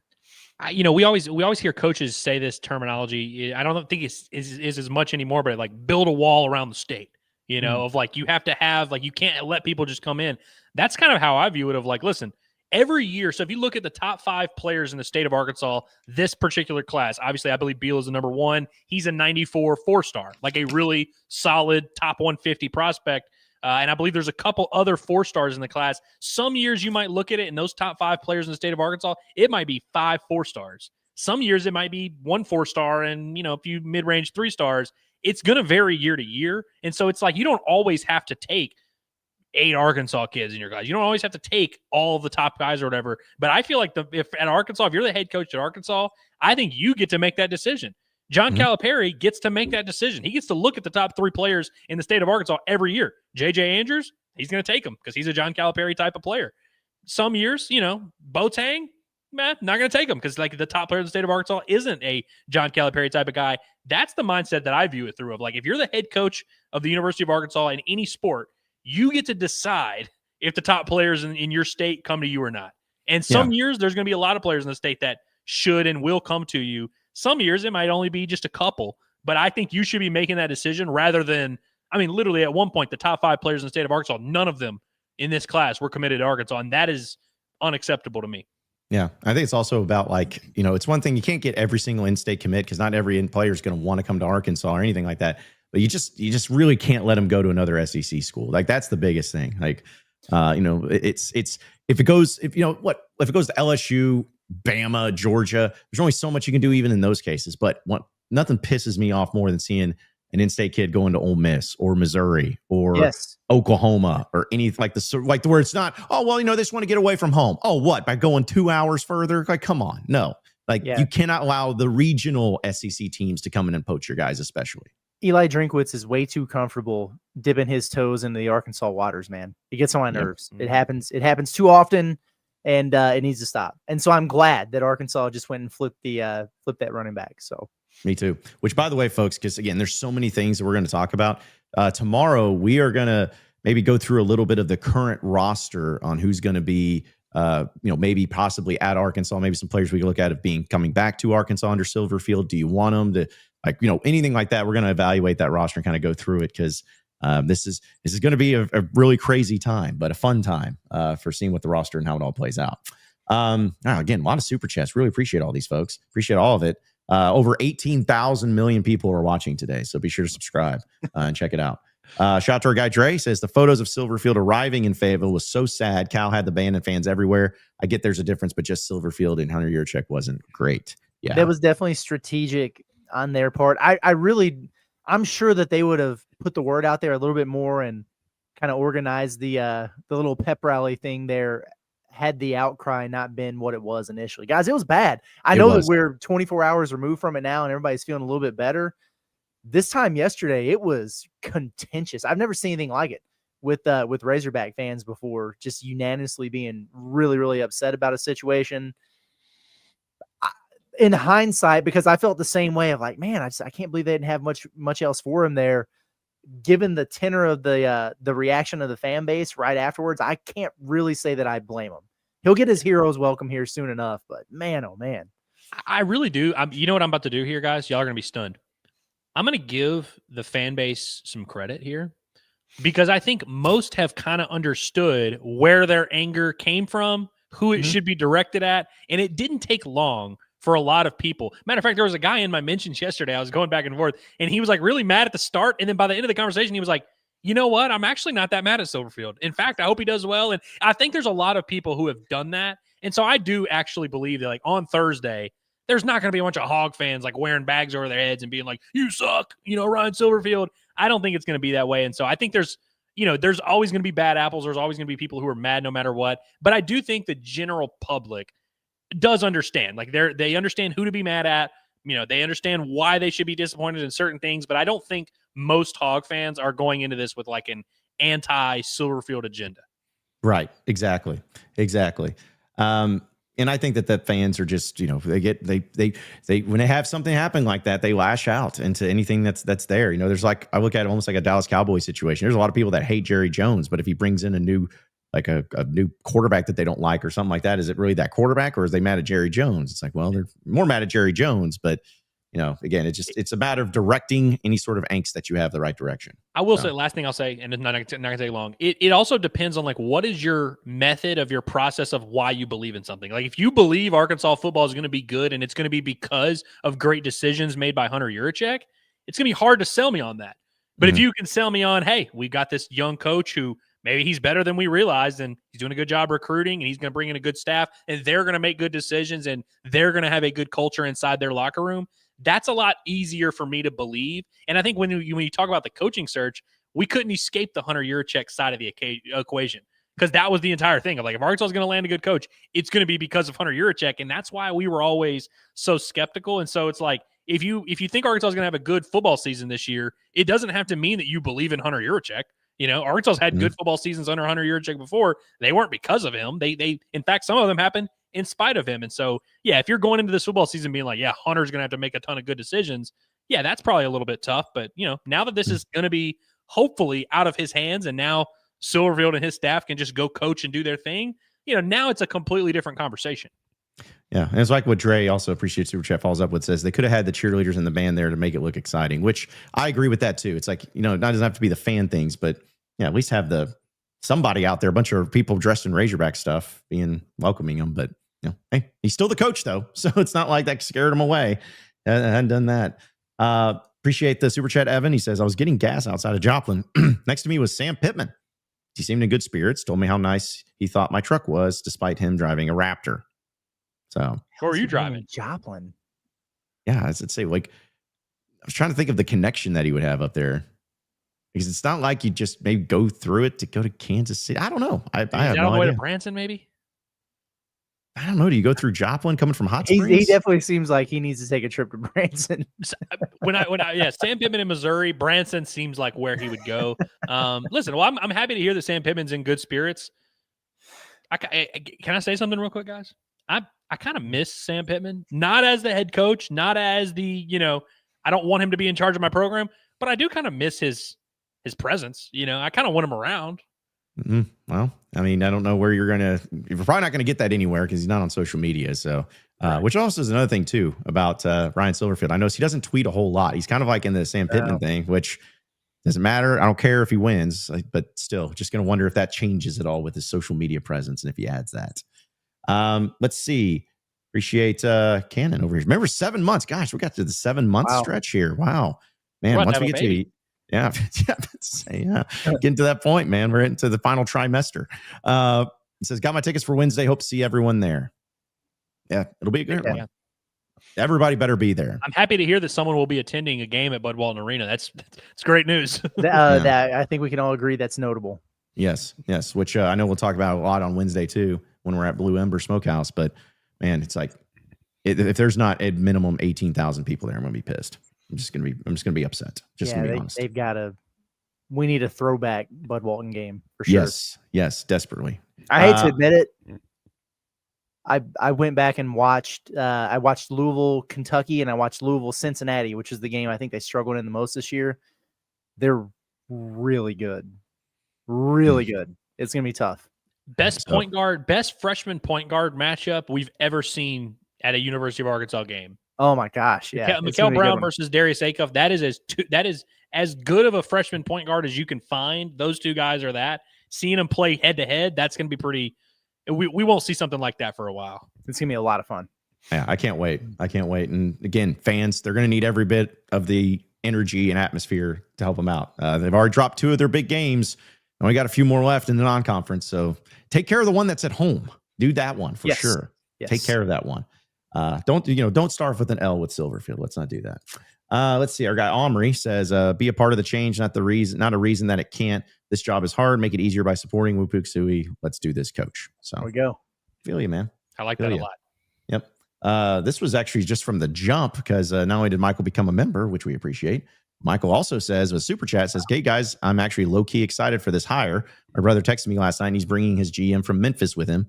Also heard from Trey Biddy last night that he's going after a 4-star already, which they've got some 4-star players committed. You heard right on both. Did that? Yeah, yeah. Bringing his GM, and we've been waiting for Arkansas to get like that football specific guy. Like a lot of people right away were asking like, does that impact Remy? And is Remy quiet quitting and everything? No, I don't think that's the case.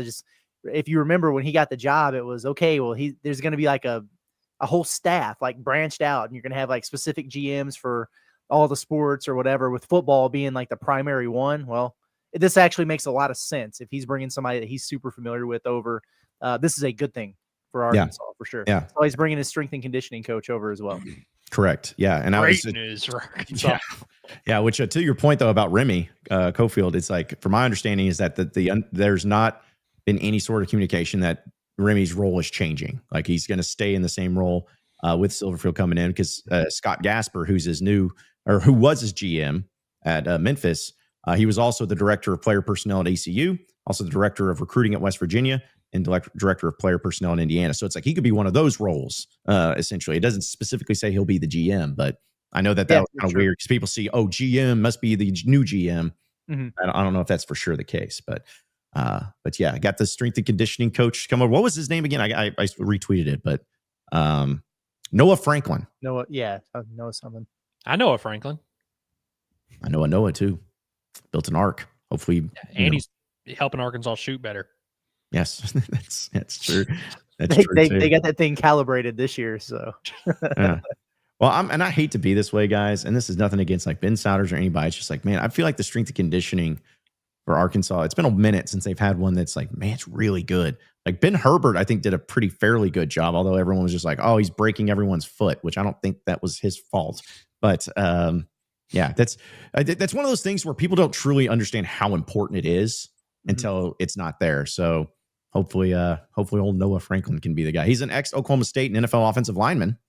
So there you go. I mean, at least he's got that experience in there. If we want to compare Memphis strength and conditioning to Arkansas, remember how that Memphis game ended with their backup quarterback dragging Ian Giffard like 10 yards to get the final first down to clinch the victory. See, if that doesn't sum it up right there, I don't know what does. Shout out to Fooball, says showing love from Florida. Hey, thank you, Fooball. I hope it's nicer in Florida than it is here. It was icing on folks, sleeting or whatever earlier. It's also, brutal, is that Fooball or is that FU ball? I guess we'll never know. Yeah, especially with the 99 at the end of it. Let's see. Homer and Jethro. Love this one. Our boys. It's Super Chase says, it took me 24 hours, but I'm bought in, all in on Silverfield as a program builder. Thanks for getting us through the tough time, boys. You're welcome, Homer and Jethro. I'm glad we could help you get through the tough times. I don't know what we did to do that, but I appreciate that. Talked our way through it.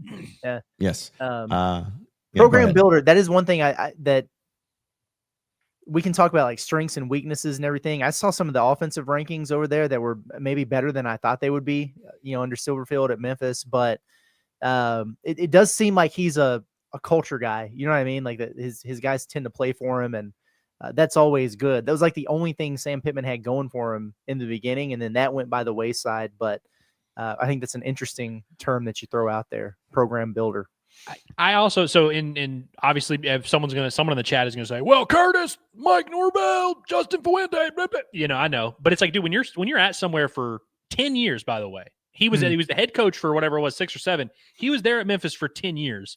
They literally never had a bad year while he was there.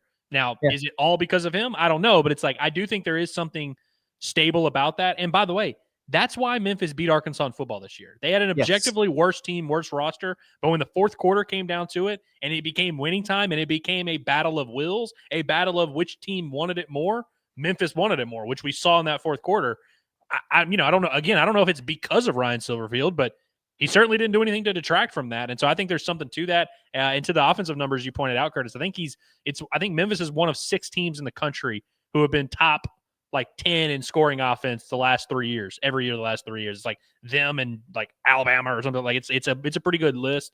And so yeah, there's a stability that I feel like Ryan Silverfield does bring. The question now for Arkansas is that stability going to be 6-6 every year, 4-8 every year, 8-4 every? We don't know, but there is something pretty stable about what he's doing. And he also, by the way, in his address to the team, talked about how he runs his program like an NFL team, because he coached in the NFL for a long time. His first several years as a coach were in the NFL. Not to compare him to Eric Musselman, but that's kind of exactly more or less what Eric Musselman was doing at Arkansas, where he's like, hey, I coached in the NBA. I'm taking a lot of what I learned and applying it to college. He did it at a smaller school. Then he brought it to Arkansas. I'm not saying Ryan Silverfield is Eric Musselman, but like that, like there's at least some type of parallels of like the concept of what he's trying to do. I'm not saying he's going to be as good as Eric Musselman. I'm definitely not saying that, but I do think conceptually there's at least some parallels there. Shout out to Navy, by the way. Like those offensive numbers you were throwing out there, I guess Navy is the team that snapped Memphis's streak of like 52 straight games scoring over 20 points. And that was the longest in the country or something like that, which is really interesting. And I think you mentioned this when we did our Making the Case, which we need to repurpose. We need to update that and put it back out just so people can see what we were talking about way back when, because we tried hard to make the case that day. But yeah, Memphis was in a really good spot when he took over. He had already been there, but it dipped for a couple years and he brought it back. And I think there's something to be said for that. Like it didn't just consistently go down. They had those couple years there where they weren't winning 11, 12 games like they had been, and he got them back up to double-digit win seasons 2 years in a row. It sure looked like they were well on their way to doing that again this year, but it looked like it kind of fell off a cliff the last month of the season. They lost 3 in a row. All of a sudden, they're 8-4 and 500 in the league. But for a while there, we were like, okay, they're a Tulane win or whatever away from being in the CFP conversation, and then it got by the wayside on them. Which, by the way, we're doing a lot of positive talk right now. I've been very sunshiny today. One thing I have seen is Hog fans saying, well, they were 6-1 or 7-1 or whatever. And then when he started being rumored for Arkansas, they went 1-3. And they say that like it's a good thing. That is actually a red flag to me. And that's actually something that I don't like. That's something that as we're moving into this new era, I am considering, and I kind of want to hear why that happened. And by the way, Navy, the team that beat them the other day, people have used that as a knock. That Navy team is disgusting. That Navy team would have beat Arkansas by double digits easily. Like, and I'm not even joking. They are better than Missouri. Matchup. That's not an exaggeration. That Navy team would beat Missouri on a neutral field today. I'm dead serious. Yeah, I agree. We'll continue to get to your chats, folks. Got a lot to get to, but we also want to remind everybody that, as Curtis mentioned, it's getting cold outside. It's nasty outside, too. There's nothing worse than having to deal with all this cold weather with heat, not in your home. Or not in your business. Well, luckily for you, the Air of the Ozarks is the #1 heating and cooling company in Northwest Arkansas, because since 2018, Air of the Ozarks Heating and Air Conditioning have been serving the entire Northwest Arkansas area, where they have trusted HVAC repairs and installation services for all residential and commercial clients. And that's when the temperatures start dropping. You got to be sure that your heating system is capable of keeping your family safe as well as comfortable throughout the cold season. So let them keep you warm. And you can request an estimate or service today by calling 479-795-2018. That's 479-795-2018. First 20 callers that call in right now, you'll get a free preventative maintenance or service call with Air of the Ozarks. That's right, free preventative maintenance or service call. Every caller that's a new customer after the first 20 callers will receive half off of a preventative maintenance or service call. So no matter what, when you call the Air of the Ozarks, you get a great deal. So check out their website at airoftheozarks.com. It's Air of the Ozarks, better air, better service, just better. All right, so continuing on with viewer chats, really appreciate everybody. We have a lot of members. I guess I always forget, maybe this is what the day we started of the month of when members could join, because now we have a lot of people celebrating their anniversaries here. But Storytime Play says the real winner this week is the Arkansas PR department. So I guess I don't know if I would agree with that. Still got some work to do.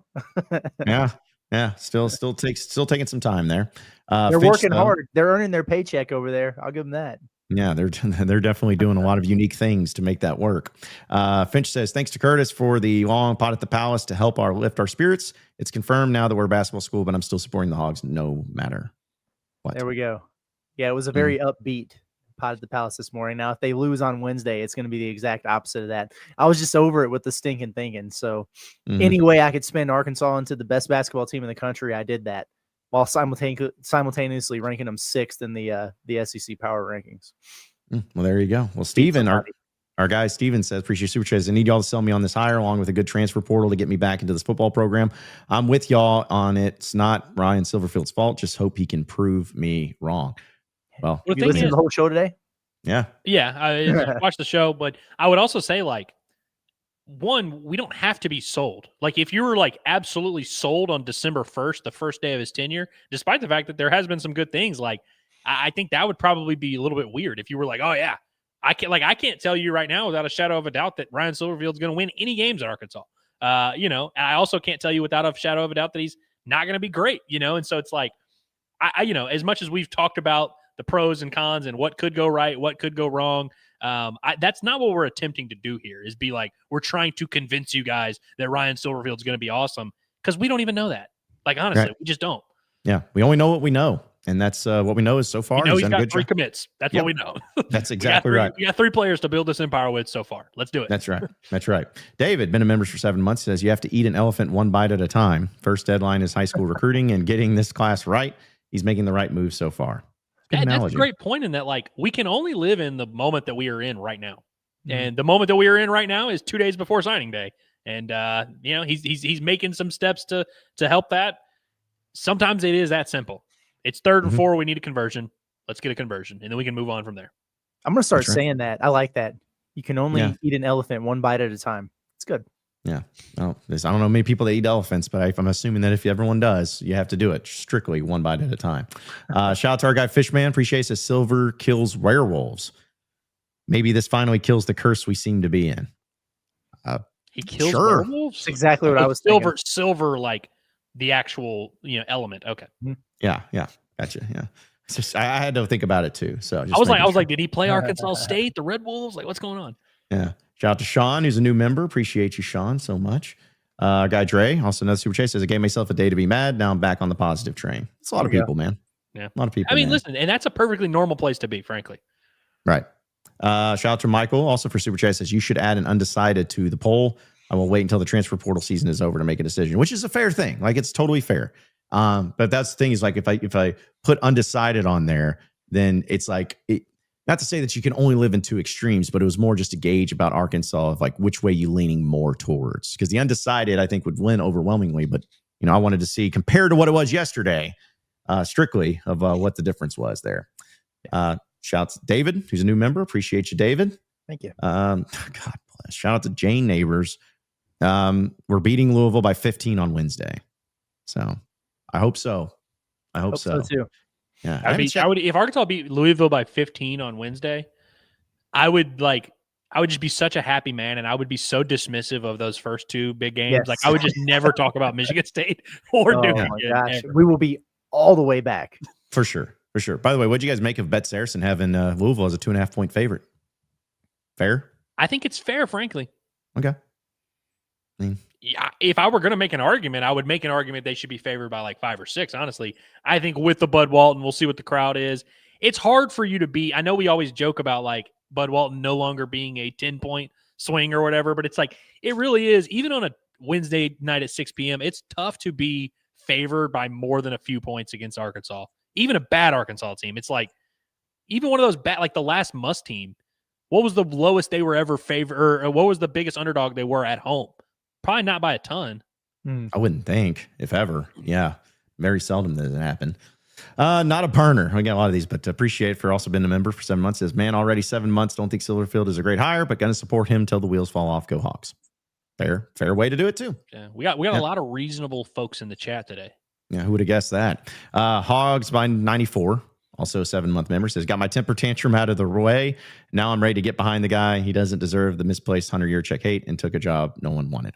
And again, once again, we're cooking today, dude. I feel like a proud papa right now, man. This is good. I know. It's like when your kids that you were having to give them a spanking for them growing up, and then they finally get to the point to where they don't do that one thing again. You're like, yes, this is great. We've had a lot in the last 24 hours. We've had a lot of people who I would imagine are watching our shows for the first time ever. This is their first interaction with us. Yeah. This is, these are our loyal listeners that have been with us for a while now. And they've become reformed. Look at them. They're spouting off sound, reasonable takes. This could be you in 7 months, Yeah, that's right. Just some hard work and some dedication. You could be there too. Shout out to Nep, also 7 months. Says, wasn't ecstatic by the hire, but if he is ready to put his head down and get to work, who am I to judge? Hoping for the best. Go Hogs. This is wild. We love it though. We love it. Shout out to Hawk Fan for the super chats, which he follows up with. Silverfield definitely saw the Jones Center protest from the skies. Did he though? I don't think you can see. It had been looking real hard. I was like, I don't know if you can see a few scattered bodies from all the way high up. But I don't know. Maybe he did. Maybe that was why they didn't do the whole hey, everybody come down here, because they're afraid the bag-headed protesters would run over there and start doing some stuff, which is also a fair thing too. Got to hear from our guy Quinn. Says, just got done watching the Goalish press conference and wanted to stop by. More damn Eagle. Truly hope Silverfield does well for y'all. Thank you, Quinn. Yeah, Quinn. We've had fun exchanges in our group message there with Quinn. So I also want to congratulate Quinn, because I do think they got a good coach. Of course, obviously, we wanted Goalish. We were ready to do it. We would have been, our show yesterday would have had a very different tenor. Had it been Goalish, we would have been like, oh, okay, wow. Like, we'd have been pleasantly surprised. I think Auburn got a good coach, man. Credit to him. And I hope Arkansas also got a good coach. Yep, absolutely. There's been 2 weeks in a row with me and Quinn where Monday morning I'll get a message from him, and you can see the beginning of it or whatever, and it's, I saw your SEC power rankings, and I'm just like, oh God, here we go. But both weeks he's been like, I got to tell you, I agree with most of it. Like, he was very cool. I think he got Auburn in a good spot. Agreed on Arkansas. I'm like, wow, Quinn, means a lot to me, man. We can't let Quinn get out of here though without mentioning that Ryan Silverfield absolutely owns Alex Goalish, right? Yes, we got to acknowledge that, right? Yeah, that's true. See, you're going to get them all mad and going to get them fired up. But no, it's like, yeah, if Quinn starts agreeing with me on things, I'll be like, don't do that. It makes me feel weird. Let's see. Oh, geez. Okay, Austin from work. Member for a month says, not Chuck and Bo telling us we are spoiled and playing the fight song over anyone else who disagrees, rooting for Silverfield. But damn, wow. Again, no surprises. No surprises there. Jeez. Okay, Seahawks says, I told y'all to give Silverfield a chance. The meltdown this fan base had was embarrassing. You three did not look happy either. Ryan is a good coach. Okay, Seahawk. Thank you. All right, John, remind me how many people are watching. Is it a 12 billion? 18,865.83 million. Well, I want to apologize to all of those people who are watching, because you all have been watching, listening, taking what you take from the show. We now have to stop, and we have to revert back to the beginning of yesterday's show to rehash a point, just to make it clear for OKC Hog. We are not mad at Ryan Silverfield. Yesterday, on the show that we were very mad on, we said on that show, this isn't about Ryan Silverfield. Our frustration is not directed towards him. It's not even that we know he's going to be a bad hire. We are disappointed with the process, how many times we were lied to. We don't have trust in Hunter Yurachek.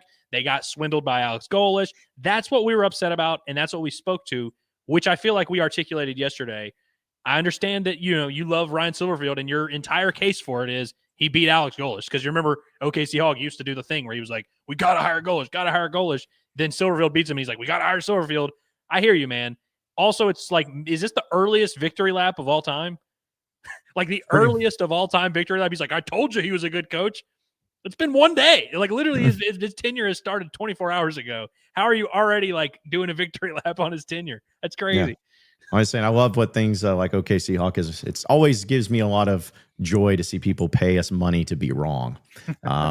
So that's always a great look. Good grief. Really appreciate the super chats. I keep them flying in. Really appreciate them, folks. That's awesome. Shark and Saw Appreciate it. Goes, talking Louisville game, very interesting matchup. They haven't really played anyone outside of Kentucky who is on might be ass watch. They did play Cincy on the road and won by 10. I like the Hogs by 5. Sharkensaw is definitely a listener to the Pot at the Palace. We had Mississippi State firmly on might be ass watch, and it turns out that they are absolutely on that list now. Kentucky, they're right in the discussion there as well. Yeah, it's gonna be an interesting game. If you watch stretches in that Kentucky game against Louisville, you'll look at it and be like, good, like these dudes are gonna cut down the nets. If you watch Arkansas for stretches in that Duke game, you look at them and go, good Lord, these guys are gonna cut down the nets. They shoot a ton of threes, man, like a ton of threes. And they got a lot of guys that can do it. They got a dynamic freshman point guard. They're really good, but they did struggle with the Cincinnati team that Arkansas ran out of the gym. Even though it was an exhibition, that happened. So they're gettable, they're vulnerable, whatever you want to say about it. But they're very, very talented. They don't have a Cam Boozer, though. I'd say they don't got no bows getting thrown. Man, I do love, and I see Kingsley in the chat saying it. I love might be ass watch. I think we might steal that, Loki. It's a good one. It's a good one. Might be ass watch. I like that. Let's just make shirts about if you're a Razorback fan or feeling depressed. Just be like, that's just all it says. Just might be ass. That's great. Steven also appreciates Super Chat. He goes, that last message was towards the beginning of the stream. Yeah, okay. We understand. That's the thing is we don't have a timestamp sometimes on these things and we just go through them. But yeah, we get it. Appreciate you. I hope that we have done what you requested, which is sell you on, yes, a little bit of opium here. Sometimes we also use the chats to just make a point that we wanted to make. And I think that's what happened there, where we saw his chat and we were like, let's just reiterate this point. We are on the same page, I think. Yeah, we just we do the John Calipari thing where you ask us a question and we're just going to answer it the way we want to. Is pretty much what we do. Let's see. Also, Alex says, can we get some cool features added? I don't know what that middle thing is, to our stadium already, like some red flashing LED lights. Would be nice if you just, kind of had some pride in that. But you got to have a night game first, which we'll see what happens next year. But yeah. Andrew, do you remember that the gentleman that we met at Alumni Hall whose daughter was doing like a campus tour of Arkansas and everything that was telling us like, yeah, our high school just put in all the LED lighting and everything. I don't understand why they haven't done that here yet. That stuck with me, actually. Yeah. But let's do some cool stuff.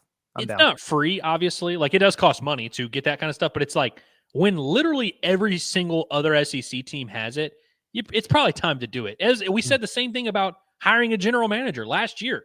We got to the point where Arkansas became the only SEC team in the conference to not have a general manager. Now they have two, which is great. But it's like, it just sucks that Arkansas is always last to do something cool. Mm-hmm. It's like, geez. By the way, that guy is from Memphis. So I wonder if he's excited about this hire. Oh, yeah. That's right. That's right. Yeah. Also, too, it's just like, you like the viral moments. Like, why was it so cool when like Arkansas would rush the court against a Duke or an Auburn when those things happens? Because that was like leading off Scott Van Pelt on SportsCenter and all that is great viral moments. So like, that's kind of how many times we see the Tennessee show on social media. It's great marketing. Like, forget if they won or lost. It was like, man, they had cool stuff happening because people like cool stuff. By the way, let's get this out of the way real quick. If you want to keep John Calipari as your head coach beyond Wednesday, don't you dare even consider in any way rushing that floor for beating Louisville. I don't care if they're top 5. Don't you dare think about doing that. Let's just dude. We're ranked, bro. If you're ranked, you're not really like we're not doing this. Yeah, dude. Like, he's gonna literally get like Polly Walnuts out there and he start cracking skulls if he starts having kids out there. He will start lose rushing it, man. Yes, like he'll be out there, like just like especially for Louisville. You just can't. It can't happen. We can. If you want to put Kenny Payne on your shoulders and carry him out of Bunwalton Arena if they win this game, be my guest. Yes, not storm that floor. Yeah, if you're being the first one to rush, you're going to come home and you're going to see your family on a fish hook. Like, it's going to be bad news for you. Louisville's not like that. They're not. So that's it's just not something we're going to do here. Don't get caught up in the number in front of their name. It's not exactly. A few more here, folks. Really appreciate it. Quinn comes in and says, we'll see how it is now that Golish will have a massive talent advantage. Ha ha ha ha. I just assume as opposed to the massive talent advantage he didn't have at South Florida. Ooh. Also, is he going to have a massive talent advantage? Like in the SEC? I mean, Auburn's a place you can get a lot of talent. Like, I could even hear an argument for, hey, Auburn's going to be top 4 or 5 in the SEC in talent. Is Golish going to have a massive talent advantage over the SEC? That is interesting to me. I took that as him saying over Arkansas. I could be wrong. I thought that was the case. Well, yeah. I mean, okay, fair enough then. Yeah, you'll have more talent than Arkansas probably. Yeah. He also says Golish did say in the press conference alignment and expectation was most important to him. Out of the teams that offered him, Auburn was the most aligned and most ready to have success. So yeah, that's crazy enough. That's accurate, I think. Yeah, very accurate. It's based on all the reporting. It does seem like that would be the case. I will say, Quinn, and I want to say this to Quinn because I know that sometimes, we Auburn, Arkansas, there's a divide, and sometimes we make fun of Auburn. And, I just want my stance to be clear. I think Alex Golish is a stud. I think he's a good coach. I think he's going to do a great job at Auburn. I think he would have done a great job at Arkansas. I think he would have been successful probably anywhere he went because he's just one of those guys that's wired that way. But given the way everything played out, I want the absolute worst for him and his family and all of his loved ones. And I also don't want him to have any success. And I will be extremely unfair and I will be extremely mean anytime he has anything negative happen to him. I will point it out. It's just, you got to understand that though. That's just how it played out. You choose to go to Auburn over Arkansas. That was the right decision. I still you're dead to me. I want bad things to happen to you. Has anyone ever been left at the altar and then had well wishes for the person that did it? Thank God they're in a healthy relationship with their new guy. It's like, oh man, thank God they've got a happy family. No one's ever said that. No, never. Appreciate you, Hog Wild. He says, I really think the reason they held off the press conference till Thursday was so Silverfield could get a hot start in recruiting before Wednesday. I don't believe this. I don't believe this because, as we just said, Golish had his press conference today. You thinking that Auburn's just stupid to be like, oh gosh, we never thought of signing day being on Wednesday. It's like, no, there's reasons why. I think it's probably because a certain individual is not going to be here today, tomorrow for doing college football playoff stuff. Yeah. When you have an athletic director who is so important that the weight of the country is on his shoulders, we've got to let him do his thing. And so he's got to go make his 6-7 jokes on ESPN, and we'll do the celebration after. Make his 6-7 jokes on ESPN, pay Ryan Silverfield $6.7 million. Rough stuff. I hate it here. Did you guys, how'd you guys feel about Golish doing the, hey, when he was having the team meeting, he was like, hey, I finished my game the same time you guys finished yours. And I haven't slept, and it was 1:00 in the morning when Auburn called me about the opportunity for taking over this football program. And I'm just sitting here thinking, damn. I mean, that is a late hour swindling, bro. I know I do. I know I just said everything I just said about Golish. I actually do kind of buy that he hadn't made up his mind on Saturday. I do actually buy that he is he was so locked in and he's doing his thing. Sure, he had thought about it. I'm sure he had thought about all the openings. I'm sure he thought about Ole Miss. I'm sure he thought about Auburn. I actually can buy that he was like, hey, let me finish this season and then I'll make a decision. And then once it became time to make a decision, I actually don't think it takes that long. No. In fact, I know for a fact, I would bet money on it that if Lane Kiffin does not go to LSU and if he stays at Ole Miss or I guess go to Florida, Alex Golish is Arkansas's head coach. 100% if that doesn't happen. But because of the Summerall, then Florida shifted to Summerall, Auburn went away from Summerall towards Golish. It all fell that way in the domino effect. So, geez, Quinn. Okay. He says, y'all brought up his record against Ryan Silverfield. That's why I said that. Yeah, we kind of figured. Okay. That's the case. And you will have a talent advantage. Let's just, we'll concede that. Yeah. Okay. And then finally, Benevolent Hyenas is a super chat with nothing. And then pays again and says, why does John wear so damn much makeup? Thanks for the money. He can buy it now. I guess Benevolent hyena. Yeah. I mean, I wish I could tell you, but I mean, I don't know. I guess I just this new camera just really cakes it on my face. I couldn't tell you, but thank you. Just say you think John's a handsome guy. Just say that. Yeah. Sorry for being beautiful. Sorry for being naturally beautiful. Quinn, you got to chill, man. Okay, final one. He says, super chat here. He says, then I'll brag to you about it to you, Andrew. Haha. We sent the contract at 1 a.m. and he signed it immediately. Exactly. This is fair. This is exactly where we should both be on these ends of the spectrum. And I hope you can understand and respect that and know that I still like you and still love you. Of course. I did look it up real quick, by the way, because I was curious about this. I went to the team talent thing at 24/7. And Memphis was above South Florida. They were the top two teams in the American. And then we've heard that Memphis has more had more NIL than any G5 program, but that South Florida had really been up there as well. But if you believe in that kind of stuff, Memphis was slightly higher. There you go. There you go. So now we have confirmation on it. So, Yes. All right. Well, guys, this is great. I mean, we could have kept going, but no, we got a lot of things to take care of. But any final thoughts before we roll out of here for the day? Shout out to Arkansas basketball for staying in the top 25 at number 25. Shout out to the USC staff member right as the show started that texted me and it just said 24 USC, 25 Arkansas. Saw that. Thank you. And shout out to the net rankings for being bad again. That's all I got. Love that. My final thought is to continue tapping in with everything that Curtis is doing on the Pod at the Palace, because all the time we see people say, "Whoa, why are y'all not talking basketball?" He does it every day, and he's going to continue to do it every day. He's going to do a great job, and we got a big one Wednesday, man. Let's lock in. There's a lot of things we can talk Ryan Silverfield, but we got a lot of tasks at hand. We got a baseball natty to win. We got a basketball natty to win. We got recruits on signing day. We got a portal to attack. It's an exciting holiday season for Razorback fans. It's December 1st. Merry Christmas, and woo pig. Have a great day, everyone. There you have it. I mean, you can't say it better than that. But yes, we are going to be tapped in, locked in all the time here at Inside Arkansas for all things Razorbacks. And it doesn't matter what sport, it doesn't matter what recruiting. It's all going to be happening here. So be sure to subscribe to us as we'll continue to have reactions to Ryan Silverfield, new head coach for Arkansas, all the additions, staff members, anything.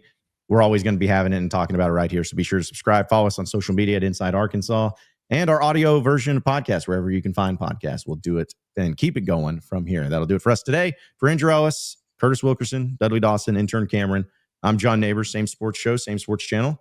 Tomorrow at noon. Have a great rest of your day, everybody, and we'll see you then.